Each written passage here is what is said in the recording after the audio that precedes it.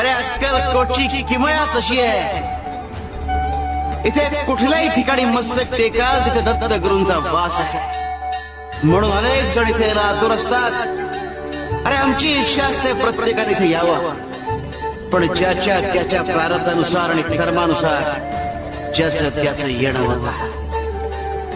अक्कलकोट में आकर हमसे सच्चे मन से जो कुछ भी मांगता है वो उसे मिलता है. फक्त भाव खरा हवा आणि ते पदरी पाडून घ्यायचं धैर्य. पण त्यासाठी आधी अक्कलकोटला पोहोचावं लागतं, नशिबातला चकवा चुकवावा लागतो.